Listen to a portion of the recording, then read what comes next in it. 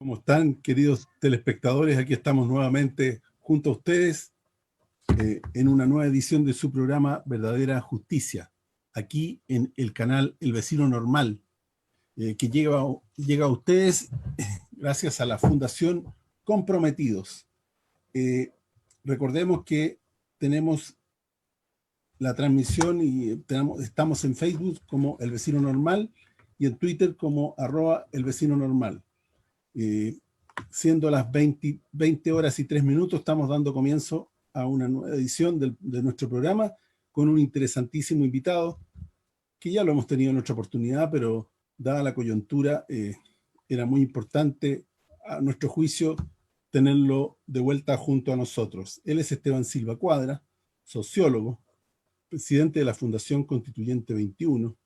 Él es comentarista de RT en español, Hispan TV y Telesur.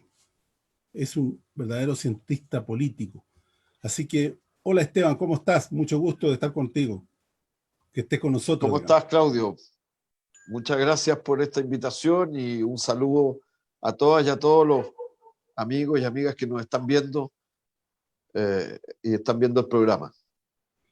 Mira, Esteban, a ver, la coyuntura, la papa caliente para partir, digamos, no puedo dejar de preguntarte. Es ineludible el tema. Sí, pues.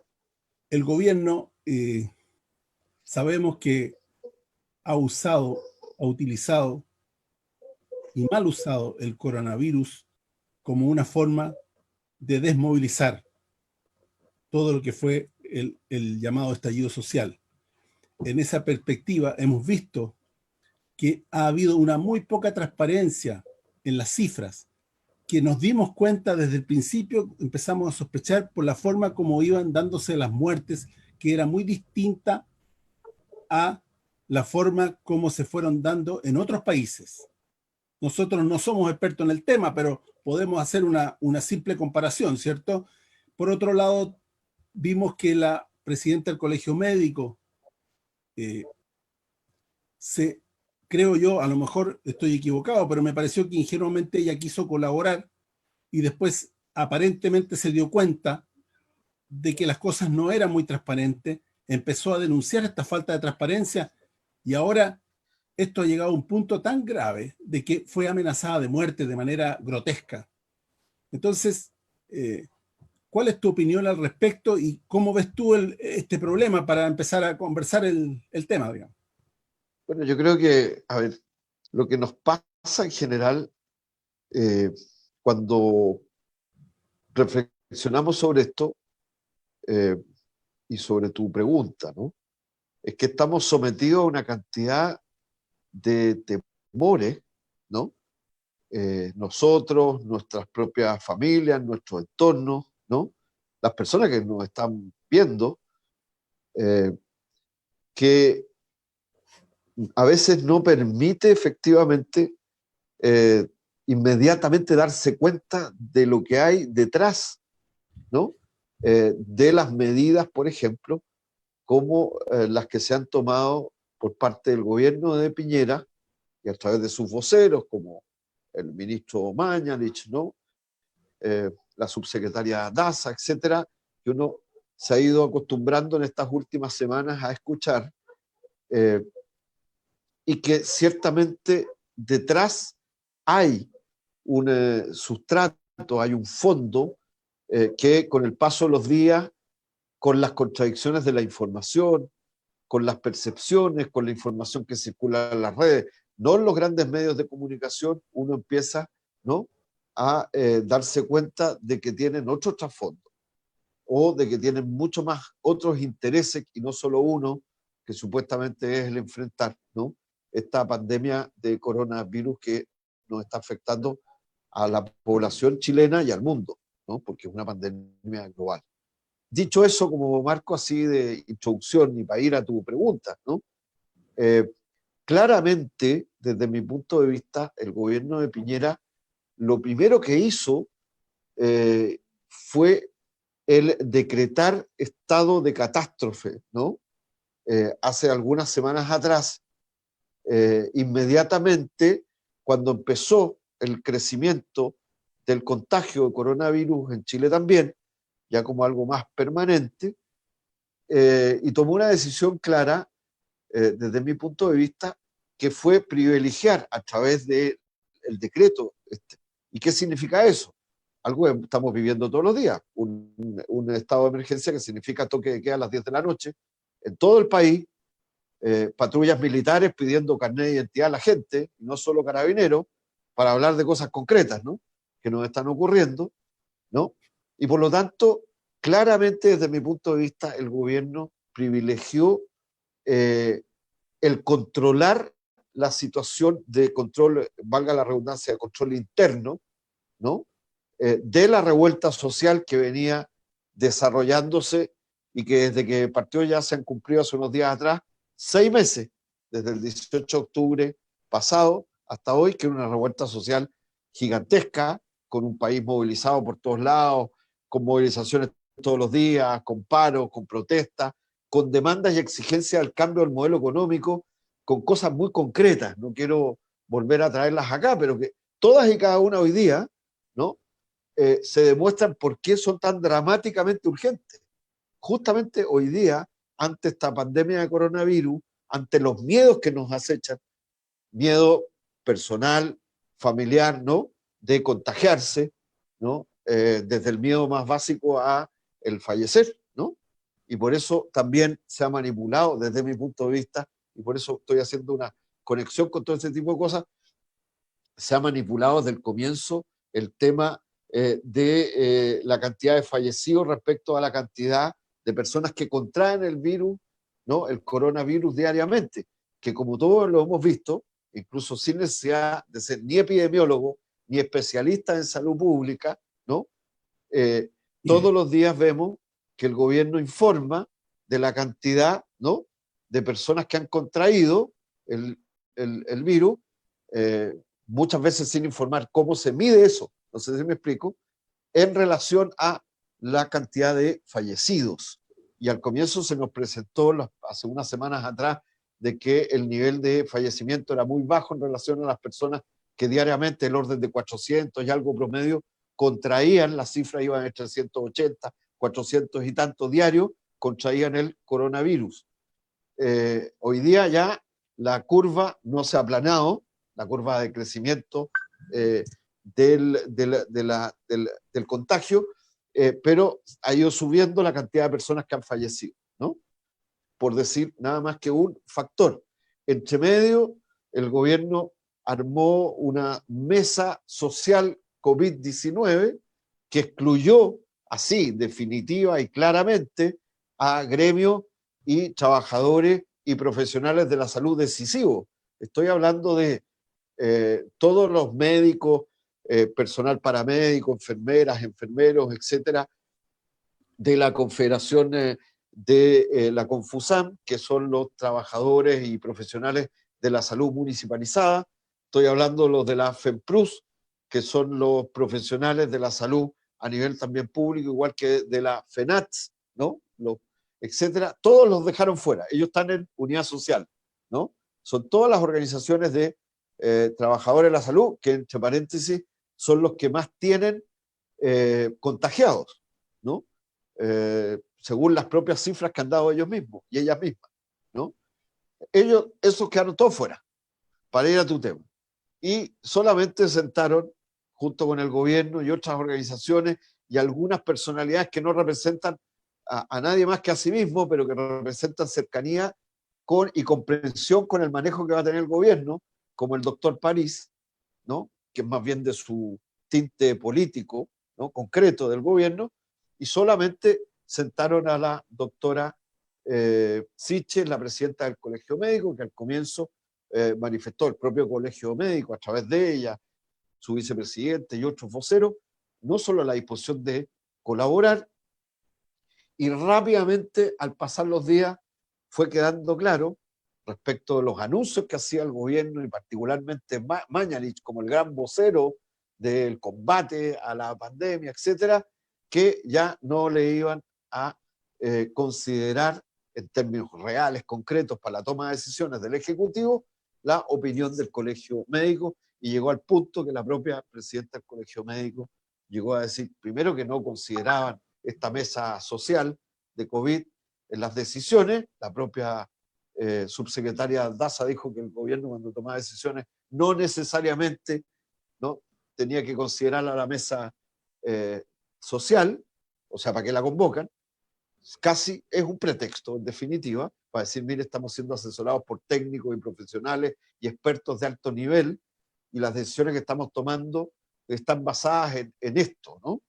Y la verdad es que todo esto está lleno de contradicciones, de dobles propósitos, en mi opinión, y también, sobre todo, una cuestión central, lo que la doctora Siche llama el oscurantismo de las cifras. Ha habido una guerra de cifras, por un lado. Entonces, tenemos por un lado un gobierno que privilegió, ¿no?, desde el comienzo, más el tomar medidas para controlar la revuelta social y la demanda social que estaba desbordada en las calles, de un cambio económico en temas súper importantes. Estoy hablando en términos de las AFP en materia de pensiones, porque son pensiones miserables, hoy día queda más claro todavía, ¿no? El drama de las personas que reciben pensiones miserables en condiciones, además, de estrechez y de conflictividad social y económica mayor, producto de la pandemia del coronavirus, y temas como el tema de los salarios, ¿no? Y una cantidad de temas de demandas sociales importantes. Por lo tanto, el gobierno privilegió, ¿no?, el controlar la revuelta social, y hizo las primeras decisiones, las tomó en ese sentido, y solo y después empezó a encarar, ¿no?, la emergencia sanitaria, jugando, yendo, viendo, ¿no?, tomando algunas cosas, asumiendo algunas otras, y entonces llegó al punto de que estamos en cuarentena en unas pocas comunas, ¿no?, en otras no. Incluso hay comunas que tienen cuarentena cruzando una avenida de un lado a otro, no hay cuarentena, ¿no? Y lamentablemente las cifras siguen subiendo, o sea, las cifras de contagios siguen subiendo. Y aquí ha estado lleno, sumado a que el control de los medios de comunicación. Mira, cuando tú tienes militares en las calles que te piden carnet de identidad, o en los lugares donde estás en cuarentena te piden otra forma de control, que está establecida ciertamente y asumida por la gente, que tiene que sacar un permiso vía comisaría virtual, ¿no?, para ir a comprar, hasta para ir a dejarle enseres o medicamentos a personas adultos mayores, o hacer trámites, etcétera. Pero cuando eso te lo pide en la calle, no un carabinero, sino que un militar, eso tiene un efecto en la población de control, que es muy fuerte. Pero además, cuando en las noches tú tienes patrullas militares bajo toque de queda en lugares donde no hay decisión del propio gobierno de cuarentena, que es prácticamente todo el territorio nacional. Son pocas las comunas que están en cuarentena más rigurosa, ¿no? Entonces, todo esto lo tratan de basar en supuestas opiniones de expertos epidemiológicos, señalan que esto es una opinión que todos los días, poco menos, el mismo Mañalich ha llegado a hacer un chiste, un tragicómico, en mi opinión, ¿no?, diciendo que poco menos de que lo aplauden todas las organizaciones, partiendo por la Organización Mundial de la Salud y la Organización Panamericana de la Salud y todos los expertos de redes y cuanto analista epidemiológico hace proyecciones, poco menos que lo aplaude. Nunca le hemos leído ninguna de esos aplausos y felicitaciones, etcétera. La verdad es que hay una discusión en todo el mundo, porque hay efectivamente decisiones que se van tomando y modelos de confrontación al crecimiento de una pandemia de esta naturaleza distintos en el mundo, ¿no?, y por países que son distintos, de acuerdo a las complejidades y al tipo de realidad epidemiológica, socioeconómica, cultural e institucional que tiene cada país. Pero bueno, lo concreto es eso. Entonces, después hemos tenido a un señor que dice, por ejemplo, cosas tan increíbles como que ha encargado en enero el gobierno de Piñera, había tomado la decisión de comprar respiradores en China, ¿no?, respiradores de mayor complejidad, porque estamos también, otro tema que tenemos claro, lo tenemos claro por la crisis que tenemos del sistema público de salud cada año, ¿no?, cuando viene el invierno. O sea, estoy hablando que cada año nosotros tenemos situaciones cercanas o de colapso en el sistema público de atención, ¿no? Por las enfermedades broncorrespiratorias, broncopulmonares, las SARS, cuando llega los fríos. O sea, si a eso tú lo agregas, y esas son parte de las preocupaciones y las proyecciones, particularmente de los trabajadores y los equipos de la salud, ¿no? Que son los que están dando la batalla, ¿no? En términos de servicio, acompañamiento, de tratamiento a la población que se está contaminando, que se está enfermando, que está contrayendo el coronavirus. Y que eso no es un mérito, con toda franqueza, de este gobierno, es el mérito de quienes han luchado por preservar contra toda privatización, contra toda primacía del sector privado, llámese las ISAPRES, respecto del sector público en salud, del Fondo Nacional de Salud, del sistema público de hospitales, de la manera del tratamiento también incluso municipal, ¿no?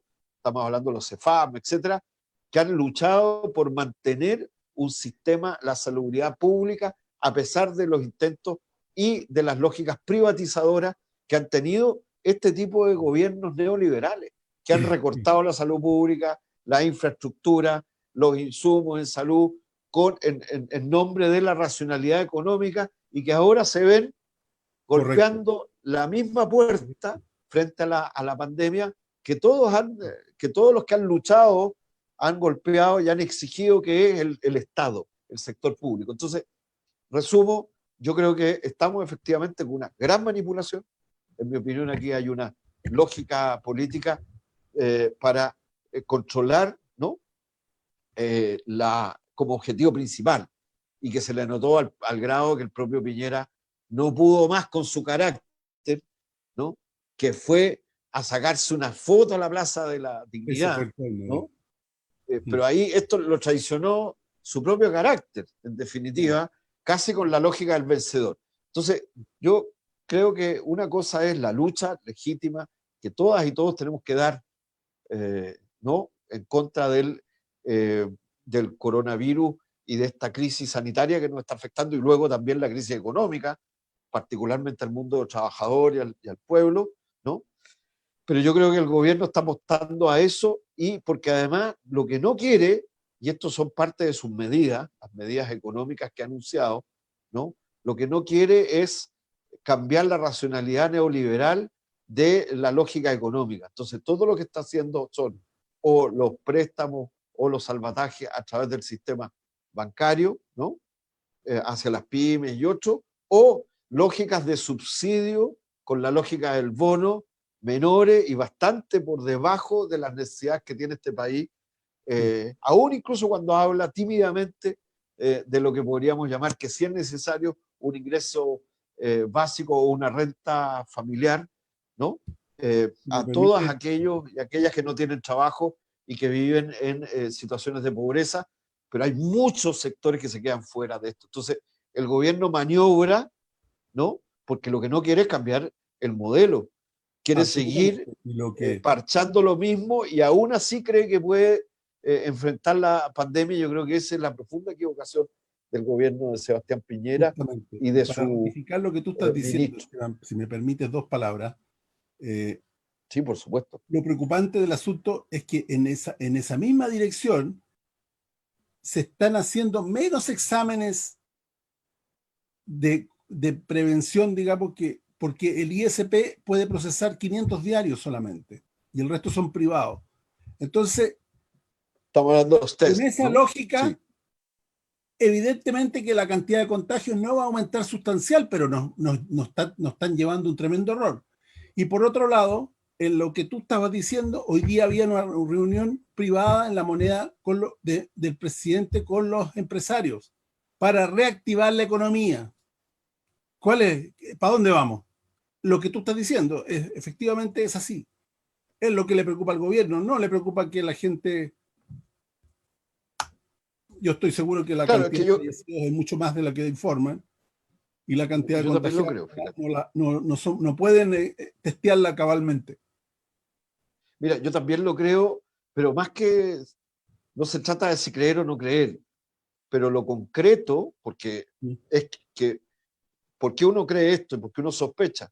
porque no tenemos claridad ni transparencia en la información, en los indicadores que se están utilizando, ¿no? Se habla, todos son a medias verdades, o una parte, o el juego de que aquí hay unos iluminados que son los técnicos que saben, pero tampoco aclaran cuáles son sus metodologías para informarle a la población, ¿no? Mm. Para tomar tal o cual decisión o para descartar tal o cual decisión. Y lo otro es que es el control de los grandes medios de comunicación. Eso se llama control social, ¿no? O sea, ya lo tienes en las ciudades y en el país, ¿no? Con un estado de catástrofe nacional y con toque de queda, con una hora de comienzo, hora de término, militares en las calles, ¿no? Que incluso, por ejemplo, te pongo caso, ayer hubo varios casos en Santiago de militares que querían llevarse preso, cuando no es su función, a gente por el hecho de que tenía en sus casas un hashtag que decía renuncia a Piñera. Aquí en la Villa Frey, en la comuna de Ñuñoa, hay un caso, hay varios otros casos que puedo mencionar, y porque estaban eh, eh, recabando víveres, alimentos, en una campaña popular que se llama Solo el pueblo salva al pueblo, ¿no? Y se los querían llevar detenidos. Ahora, si eso no se llama control político y se usa como pretexto, yo no sé qué se llama, no sé en qué país estamos viviendo. Pero además lo otro es que cuando, incluso a ellos se les nota que creen que están viviendo un gran momento, que lograron derrotar la movilización, ¿no? Con el temor legítimo que tiene la población, que tenemos, que tiene la población respecto de la enfermedad, del coronavirus, de la situación sanitaria y de la crisis económica y la incertidumbre que eso genera, ¿no? Pero por eso tú tienes todos los matinales de la televisión abierta y buena parte de los programas abiertos de la televisión en que volvieron y retornaron los viejos políticos, ¿no? Y a propósito que hablan, mira, la gran mayoría son parlamentarios, hablando ahora como epidemiólogos, ¿no? Eh, funcionarios de todo tipo que volvieron a la televisión, que durante los meses de la revuelta social, del estallido, empezó a filtrarse la realidad por debajo, o alcaldes como Lavín, que tiene el don de la ubicuidad, como dirían los teólogos, ¿no? Porque este señor, como graba un programa, aparece a veces en dos programas a la vez. Uno está en directo y el otro ya estaba grabado. Y entonces, evidentemente, además, ha aparecido ahora punteando las encuestas, muchas de ellas absolutamente todas distorsionadas, manipuladas, pero distorsionadas por la realidad, justamente de cómo se controla, se proyecta y se manipulan los medios de comunicación en este contexto. Entonces, evidentemente, si sale brutalmente todos los días en todos los medios de comunicación y te generan casi un public reportaje los medios de comunicación, evidentemente, aún en encuestas que además no sé cómo se hacen, probablemente se están haciendo por teléfono y con universos muestrales que son bastante más complejos, si los hacen de esa manera, que con encuestadores directos en terreno y supervisables, etcétera, etcétera. Pero obviamente ese señor va a aparecer punteando con posibilidades presidenciales. Todo esto es un humo, ¿no? Una gran cortina de humo construida, ¿no? Para retomar el control político y solo y a partir de ahí establecer estrategias para enfrentar el coronavirus y no a la inversa. Entonces, estamos ante ese primer problema. Y cuando uno dice yo no creo, es porque hay que tener porque hay que creer, tener confiabilidad en las autoridades, y estos no son creíbles. La verdad que no son creíbles. Y entonces, claro, por eso tienen políticas también en que enfrentan y aíslan y marginalizan a aquellos que tenemos una opinión distinta, que somos miles, si no millones, ¿no? Y también a quienes son los voceros de ese tipo de movimientos sociales o de trabajadores que sencillamente para ellos no existen y de nuevo para los grandes medios de comunicación volvieron a dejar de existir como era previo al 18 de octubre. En esa situación estamos y lamentablemente, insisto, como tú bien también lo señalabas, siguen creciendo y sigue sin aplanarse, ya que está todo el mundo en estos días habla casi como expertos epidemiológicos, los periodistas y los animadores de televisión, pero sigue sin aplanarse la curva y sin que lleguemos al pic. Incluso ahora inventan la idea de que vamos a salir del primer pic y vamos a llegar al segundo, y todos los días te meten un cuento nuevo, ¿no? Lo cierto y concreto es que aumenta el contagio y aumenta la incertidumbre, particularmente del trabajador, de los más humildes, de los pensionados que reciben pensiones miserables, porque la economía, como se ha contraído y como mucha gente no puede hacer, ¿no? Cuarentena, porque tiene que vivir diariamente, salir diariamente a conseguir el pan, ¿no? Y eso nos lleva al tema de que además el gobierno no suelta ni abre la mano, explica muy bien, sale el ministro de Sichel, perdón, el ministro de Economía, ¿no? A decir que las preocupaciones son en las personas primero, etcétera, pero te muestran después ¿no? unas tablas y unos gráficos y unas proyecciones extremadamente complejas, incluso para el gran público, que además van a ser modificadas después en la discusión parlamentaria. Entonces, todo es parte de un engranaje, en mi opinión, que reproduce la vuelta de mano, la reconstitución del poder que estaba agrietado hasta antes, o sea, hasta hace menos de un mes y medio atrás, y que, claro, les ha dado el tiempo, producto de una situación que obviamente nos afecta todavía a todos en el país, por supuesto, que es esta pandemia, pero, y al mundo entero, ¿no? Pero evidentemente esta es la situación en que estamos. Yo creo que estamos en un momento difícil, por eso es muy importante primero cuestionarse esto, la autoorganización, y también el poder exigir transparencia. Sí. Esto es vital. Tenemos el derecho como ciudadanos y ciudadanas a esto. Esto es lo primero, además. Bueno, Esteban, la verdad es que podríamos hablar una hora más contigo sin ningún problema, pero lamentablemente nos vemos limitados por el tiempo. Y bueno, me encantaría poder invitarte nuevamente porque hay tantas temáticas que podríamos tratar contigo. Por ejemplo, el llamado que hace la exconcertación para apoyar al gobierno. Me parece que están configurando con el miedo que tienen ellos de perder o a un segundo estallido, que están llamando a consolidarse todos ellos como una manera de protegerse entre todos.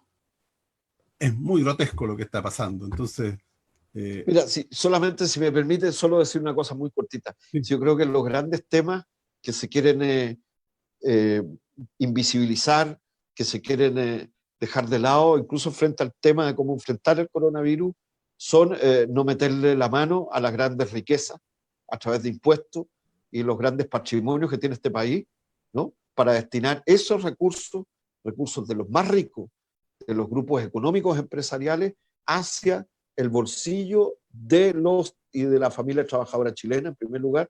Segundo, el restatizar o el estatizar el sistema público completo, eso, y el no tener miedo a cuestiones que no se quieren tomar, como por ejemplo, mira, se habla de que vamos a necesitar muchas mascarillas, ya necesitamos, tenemos un déficit de mascarillas, ¿no? Y también en nuestro propio sistema público de hospitales, de UCI, etcétera, tenemos un problema con los respiradores.